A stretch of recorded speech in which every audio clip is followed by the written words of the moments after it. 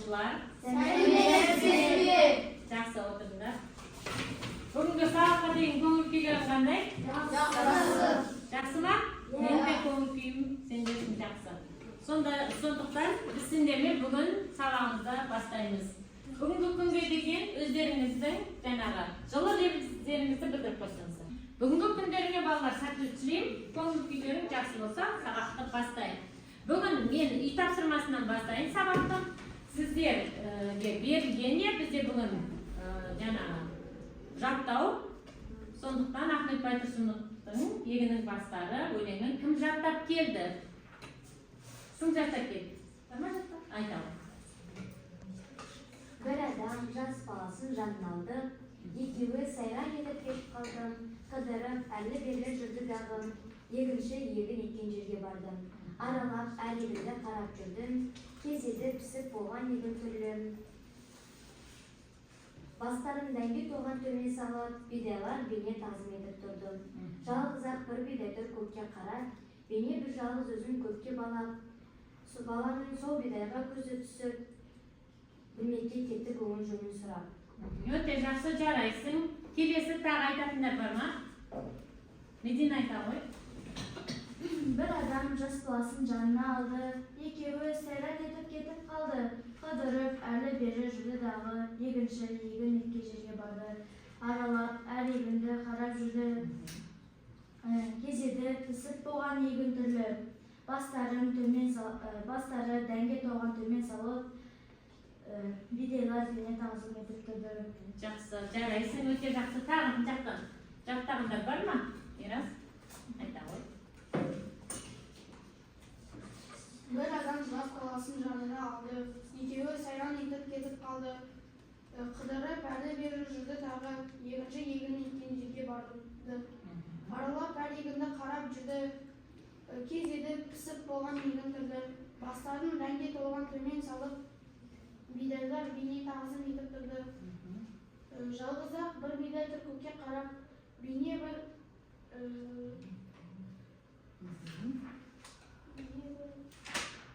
жалғыз өзін көкке балап,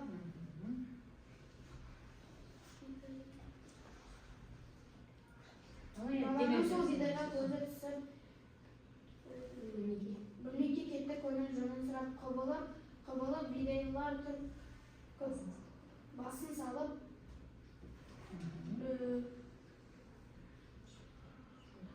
жіберген мырза Құдай нұрға қашап. Жақсы, жарайсың, отыра ғой. Жақсы, айта ғой. Bir adam жас баласын жанына алды, екеуі сайран етіп кетіп қалды.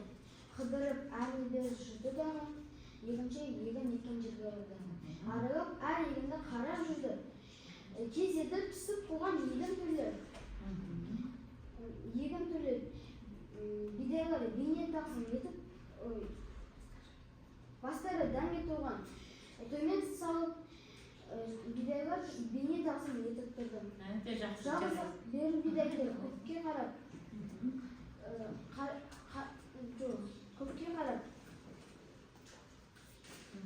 бидайлар бейне бір жалғыз өзі көкке балап, баланың сол бидайға көзі түсіп, білмекке кетті көңіл жөнін сұрап.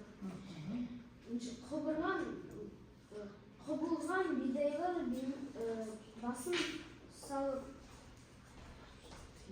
жіберген мырза Құдай нұрға қанып. Ай, әке, мұның бәрін түсіндірші. Бір істеп тұрмын әлі, қайран қалып. Бұл бидай көтеріп тұр, басын көкке. Қарайды шүкірейіп өзге көкке. Өзіне өзгелерді теңгермейтін, соншама бұл бидайдың дәні көкке. Өте жақсы, жарайсың. Ал, Білімжан, сен айта қойшы кәні бірағы. Ал, айта. Bir adam болыпты, жас баласында жанын алды, екеуі сайран етіп кетіп қалды. Қыдырып әрлі-берлі жүрді қалды. Екінші еккен жерге барды. Жақсы. Айтасың ба? Не істеді олар? Егін басын көкке көтеріп, Тақтырды, иә? Туды. Әкесі баласымен қайда келді? Баласымен егін жерге барды. Тағы. Не сұрады әкесінен? Әке, бәрін түсіндірші. Бұл бидайлар. Бұл бидайлар неге тұрады? Неге басын салбыратып тұр? Неге басын салбыратып тұрады? Әкесі не деп түсіндірді? Әкесі Бұл бидайлардың бұл дәні дәні көп пісіп тұр пісіп дейді. тұрды. Біреуінде дәні жоқ деді ғой. Неге жоқ? Дәні жоқ деді. Өйткені ол піспаған деді. Піспеген, иә? Жақсы, өте жақсы. Отыра ғой. Айтасың ба? Айтамын. Әлихан. Bir adam жас баласын жанына алды, екеуі сайран етіп кетіп қалды. Қыдырып арлы-берлі жүрді дағы, екінші егін еккен жерге барды. Аралап әриінді қарап жүрді, кезеді болған егін түрді. Бастары дәмді толған күйме салып, бидайлар бейне тағысын жетіп тұрды. Жалғыз ақ бір бидай тұр көкке қарап, бейне бір өзін көкке балап. Баланың сол бидайға көзі түсіп, білмектен кетті ғой өзені ұсынап.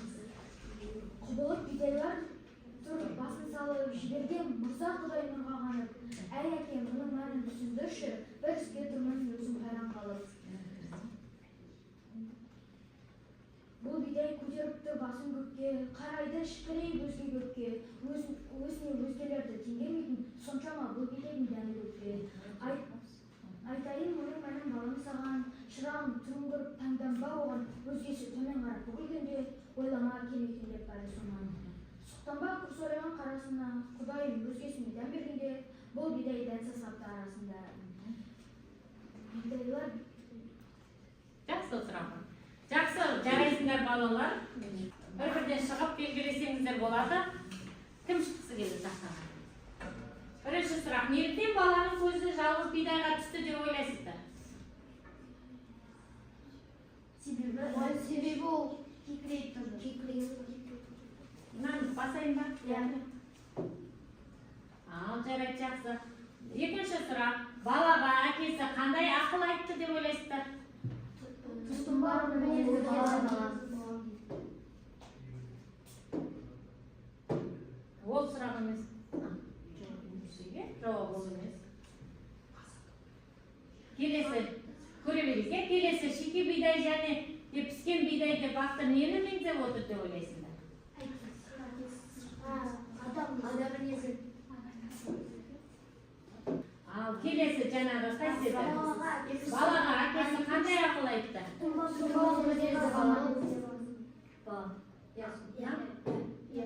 Ал жақсы, келесі. Егіннің мысалының кейіпкерлерін белгіле дейді.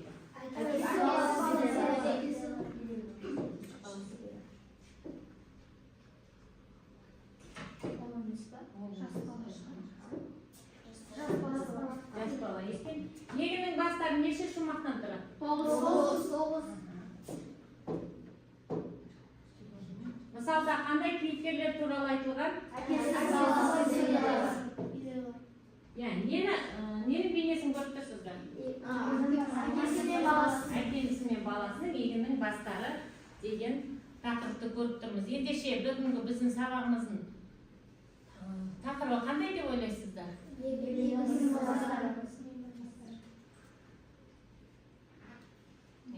Ондай болса, бүгінгі біздің сабағымыздың тақырыбын 3-ші бөлім адамгершілік асыл қасиет, сабақтың тақырыбы Ахмет Байтұрсынұлының егіннің бастары мысалы.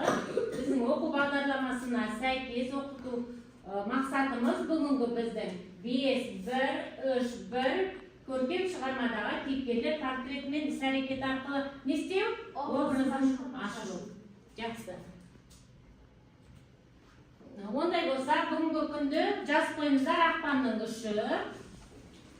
Қазір біз екі топ болып отырмыз ғой. Осы екі топ болып отырған топқа мен сіздерге тапсырма берейін. Біреулеріңіз бір топ егіннің тобы болады, екіншілеріңіз бидай тобы боласыздар. Сіздерге бұл жерде берілген жаңағы бұл тапсырмада не істейміз? Жаңа өлең берілген өлең шумақтарынан әсер еткен себепті түсіндіріп жазасыздар. Түсінікті ме? Топпен жұмыс жасайсыздар, барлығымыз. Сіздер ол кітаптарда бар.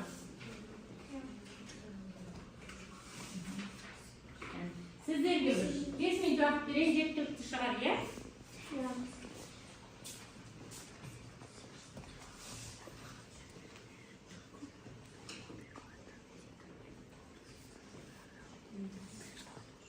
Оқулықтарда бар сіздерде. Міне қаламасы маркер сонымен жазуларыңызға болады, мына жерге жауабын. Ойлаңыздар, ақылдасыңыздар, емес өлеңді жақсылап тұрып оқыңыздар. Мына жерде не туралы айтқысы келіп тұр, иә? Қандай ой тастап тұр сіздерге? Ақылдасып, бәріміз дауыстарымыз шығарып, біріміз жауаптарымыз кім қалай түсінеді, соны айтып отырасыздар. Қандай ой пікірлеріңіз сіздерде кітапта бар, және де жастарыңыздар, иә?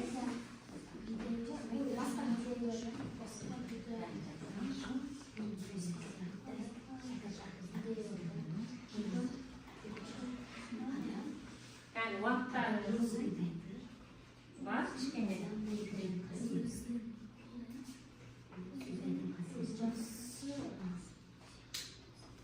Yani бидай топ болдыңыздар ма? Белгі берейік.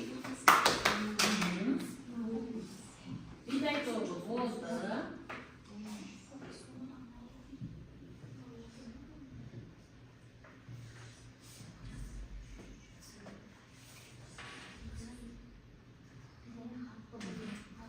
Болдыңыздар ма? Белгі берейік. Жақсы. Ондай болатын болса, әр топтан бір жаңағы жетекші шығып, қорғай. Бір бала. Медина өзі шыға ғой. Нұрайым. Екеулеріңіз кәне қорғаныңыз. Бірінші топ, егін тобының кішкене сәл сұқтан ба құрсырайған қарасына дейді. Құдайым өзгесіне дәм бергенде не істеді дейді? Бұл бидай дәнсіз қаптарысында. Бидайлар басы толық иіліп тұр, дәм берген қожасына сыйынып тұр. Басында бұл бидайдың дәні болмай кекірейіп көкке қарап бөлінеді. Тұр деген, жаңа әсер еткен себебін сипаттап жаздыңыздар ма? Кім тобы, егін тобы, шын түсіндер ме? Айтамын. Бұл жерде адамның мінезін болып тұр. Бір бидай өзін басқаларға ерекшемін деп мақтанып тұр. Адамда бұл бидайдай қасиеті болмасын. Жақсы, өте жақсы. Тәкаппарлық қасиет болмасын деп өте жақсы. Бидай тобыныкін оқи ғой. Елде көп бұл бидайдай адам дейді, тәкаппар оны халық жаман дейді.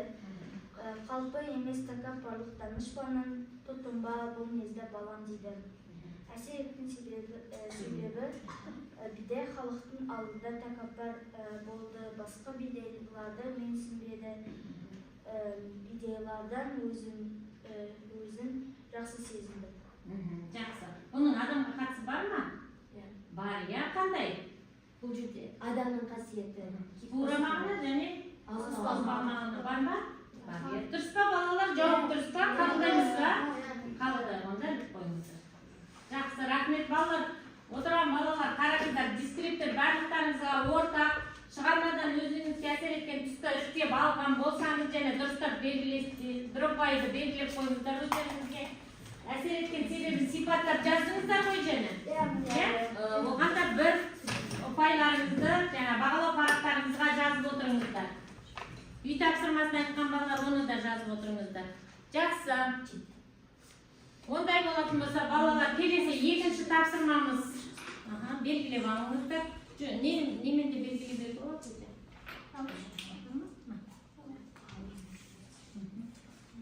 Тездетіп. Белгілейсің да, неше бал жинап отырсыздар. Балалар, күнделікті өздеріңіз белгілейсіздер ғой, қараңыздар шынымен, иә? Осы бағалау парағына сай балдарыңызды қойып отырасыздар, байсаңдарыңыз. Жақсы. Ондай болатын болса, біздің екінші тапсырмамыз ол бізде қандай? Қандай? Жұптық жұмыс, иә? Жұп жұртпен жұмыс жасайсыздар.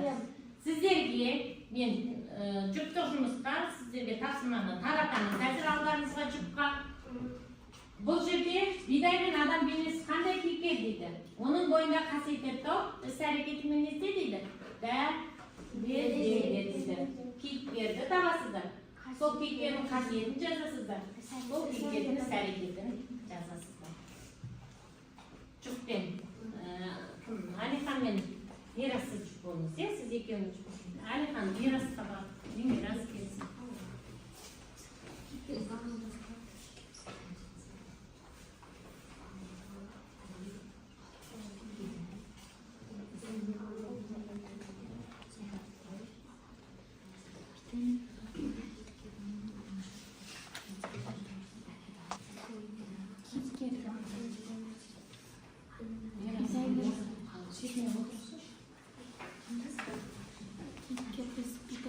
Sizlerge biz men жеткілікті деп ойлаймын. Біз уақытсыз 5 минут уақыт беремін.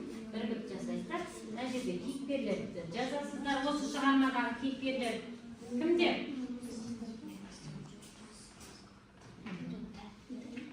Тез орындаймыз. Кейіпкерлерді жазып аламыз. Кім Мирас? Мына кімге екеуің қарап отырып істеу керек. Бірігіп жұмыс жасау керек. Қасиеттер.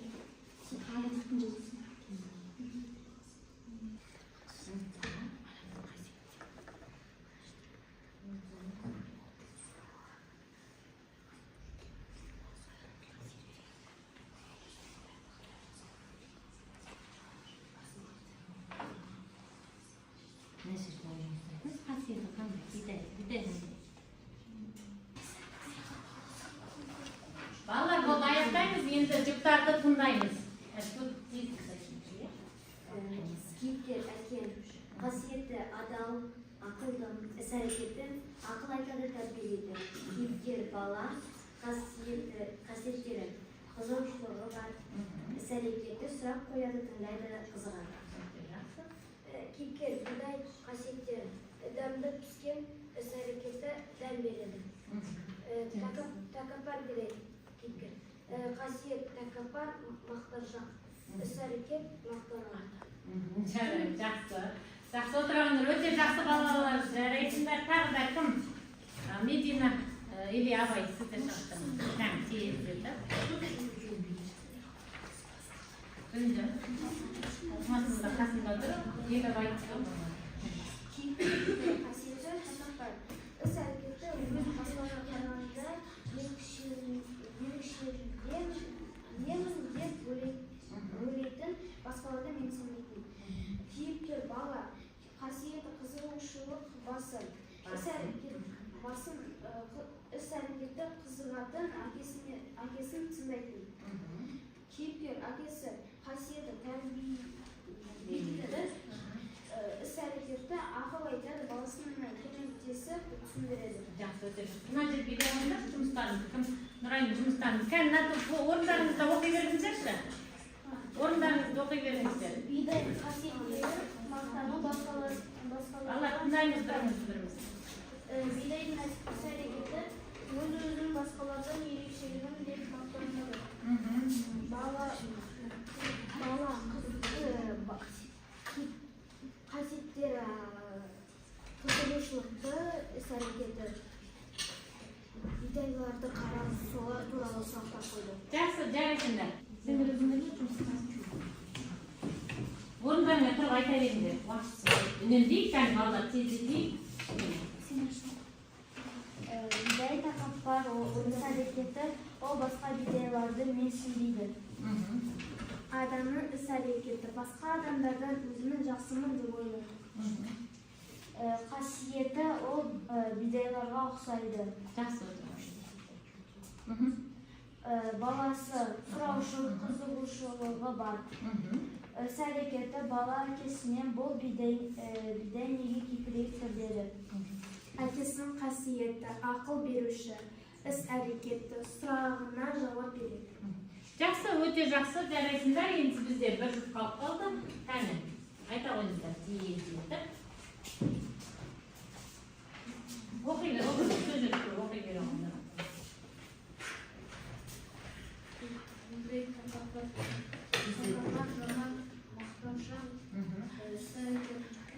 Аспанға қарап тұрды.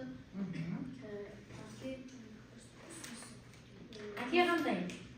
Жақсы қасиетті, іс-әрекеті, ақыл-аты, баласы қасиетті. Жақсы, отыра қойыңыз. Жақсы, рахмет. Іліп қойыңыздар жұмыстарыңызды. Енді балалар қараңыздар, жаңағы өздеріңіздің орындаған жұмыстарыңызды балалар бері қараймыз тақтаға. Кейіпкердің қасиеттерін анықтадыға бір ұпай қойып отырасыздар. Кейіпкер бойындағы қасиеттер әрекет арқылы дәлелдеді, оған бір ұпайларыңызды қойып отырасыздар. Жақсы, ондай болатын болса, кәне жылдамдықты шартшан жатайық. Шыға қоямыз, шыға қой. Мен туған анаға да жақпас дейді, дұрыс па? Келесі.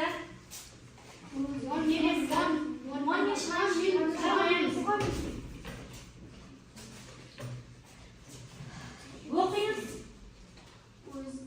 Өзгеге деген өзіне деген өшеді. Жақсы, жарайсыңдар. Келесі.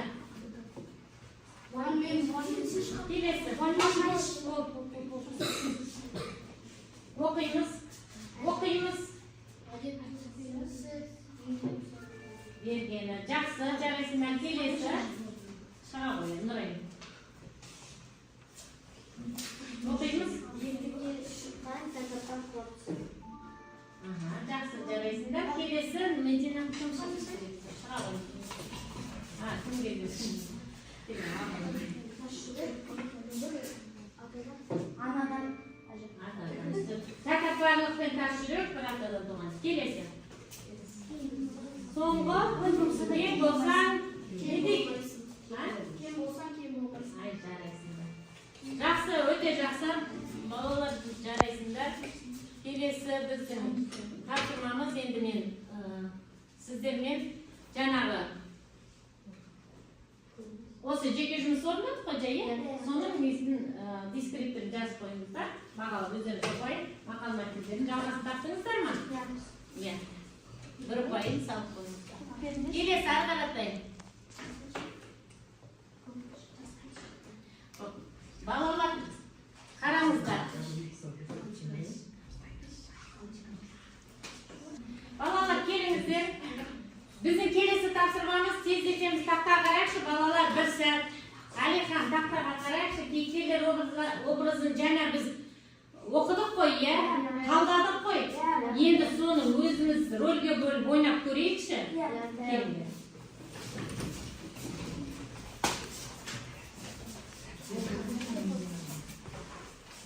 Канал тездете қояйық.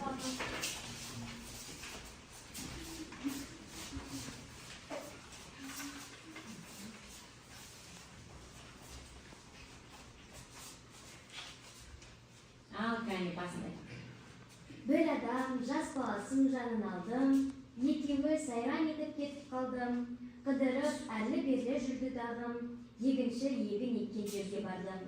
Аралап әрлегінді қарап жүрдім, кезеді пісіп болған егін түрлі, бастарын дәнге салып төмен салып, бидайлар бейне тағзым етіп тұрдым. Жалғыз-ақ бір бидайтыр көкке қарап, бейне бір жалғыз өзін көпке балап, баланың сол бидайға көзі түсіп, білмекке кетті көңіл жөнін сұрап.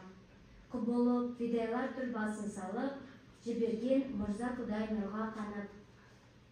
Ай, әке, бұның бәрін түсіндірші. Бір істе тұрмын әлі қайран қалып. Бұл бидай көтеріпті басы көкке, қарайды шүкірейді өзге көкке. Өзіне өзгелерді теңгермейтін, соншама бұл бидайдың дәні көкке. Айтайын мұның мәнін балам саған, шырағым түріңгір таңданба оған, өзгесі төмен қарап бүгілгенде, ойлама кем екен деп бәрі соңан.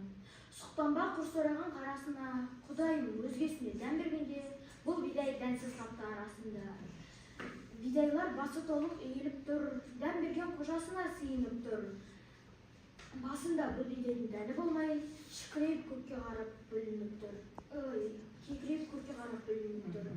Елде көп бұл бидайдай адам дейді, тәкаппар халық оны жаман дейді. Тәкаппарлық қалп емес, тәкаппарлық данышпанның тұтынба бұл мінезді балам.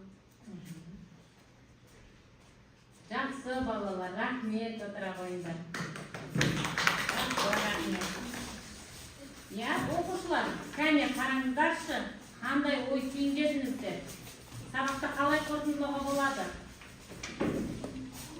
Айта ғой. Адамның қасиетінде тәкаппарлық қасиет болмаған. Жақсы, тағы да. Мақтаншақ болмау керек. Тағы да. Өзімді басқаларынан көтермеу керек. Я, өзімді басқалардан жоғары санамау керек, тағы да қандай ой түйіндедіңіздер? Бүгінгі сабағыңыз қорытындысын айтыңдар. Рөлге ендіңдер, кейіпкерлер талдадыңыздар, Менсінбеу керек. Менсінбеу керек? Менсіну керек шығар. Тәкаппарлық деген сөз ғой, менсінбеу керек дейді. Наоборот, керісінше оны несе керек? Менсіну керек. Өзіне жаңағы көп алмау керек, адамдар. Жаңағы сияқты қызғаншақ болмау керек дейді, өте жақсы айтады. Тағы да. Адамдар көкке қараған бидай сияқты мақтаншақ болмау керек. Тағы да.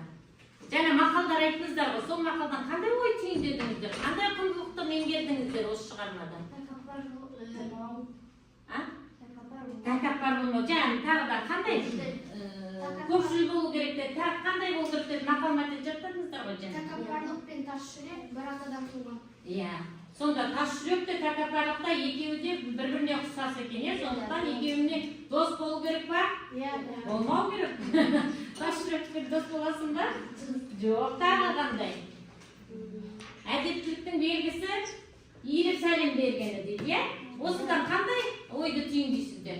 Әдепті бала әрқашанда не істеп жүреді? Амандасып жүреді, сәлемдесіп жүреді, кешірім сұрап жүреді, басын иіп, әрқашанда кішіпейіл болып жүреді, жаңа өздеріңіз жаттаған осы өлең жолдарынан да автордың айтқысы келгені, адам баласы тура мағынасында ол негізі бидай, ауыспалы мағынада адамның мінезін айтып тұр. Сондықтан адам баласы жаңағыдай тәкаппар болмау керек дейді. Ешқашанда менменшіл, өзімшіл болмау керек дейді. Қандай болу керек дейді? Кем болса, кем болмайсың деген. Ол әрқашанда қолың ашық, біреуге көңілің түсіп, қол ұшын созып жүресің деген мағынада қолданылып тұр.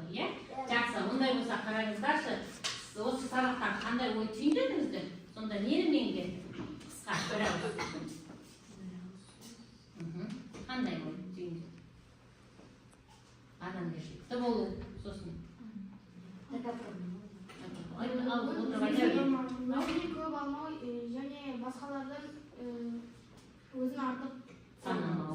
Жақсы, өте жақсы. Сіздерде біз бүгінгі сабағымыздың мақсатына жеттік па? Біздің сабағымыздың мақсатында не деп еді? Кейіпкерлер образын аштық па? Аштық па? Аштық. Ондай болатын болса, үйге тапсырма, сіздерге күнделіктеріңізді ашыңыздар. Күнделіктеріңізді ашыңыздар. Ахмет Байтұрсынов атаға хат жазасыздар. Автор, осы шығарманың авторы кім еді? Ахмет Байтұрсынұлы. Сол кісіге хат жазасыздар. Әдебиет күнгіге жазып қойыңыздар, жұма күнгі. Жазып алайық. Кері байланыс бере отырайық. Бүгінгі сабақта түсінбеген бала бар ма? Бүгінгі сабақты түсініп, маған мынау түсіну қиын болды, мына жерін істей алмадым, тапсырмамын деген оқушы бар ма? Бәрін толық түсіндіңіздер ма? Сабақ ұнады ма? Толық түсініп алдыңыздар ма? Жақсы. Ондай болатын болса, мынау сіздер береді. Бүгінгі сабақтан қандай Бардашам түсі қандай? Қызыл, сары, жасыл. Я қызыл не дейді?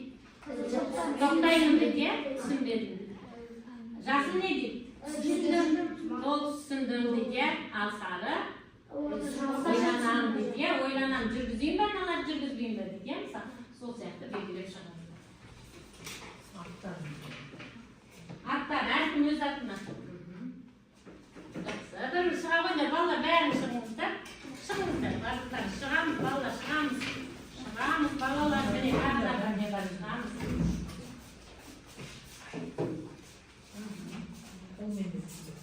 Болды, енді болады екен, жасай кетті болады. Жақсы.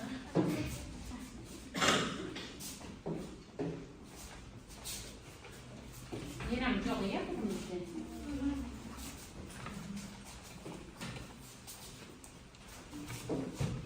Бүгін бізде екі оқушымыз сабақта жоқ. Жақсы балалар, сабаққа бүгін белсенділік танытып қатысқандарыңа үлкен рахмет. Сабаққа жақсы дайындалып келіпсіңдер. Сабаққа белсене қатыстыңдар. Келесі жолы да осы қатысып жүріңдер. Енді менің бағалау парақтарға бүгінгі күнге өз бағаларыңызды қойып шығыңыздар. Кім неше балға өзін бағалады.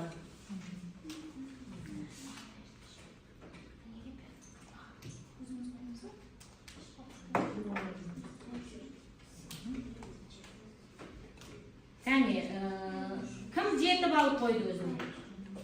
Кім 7 бал қойды? Кім 7 бал қойды? Кім 7 бал қойды? Неге қойдыңдар? Түсініктер бердіңдер екен. Сабақ ұнады дедіңдер ғой, иә? Түсінікті болды ма? Неге 7 бал қойдыңдар? Аттарыңды ғана жазсын.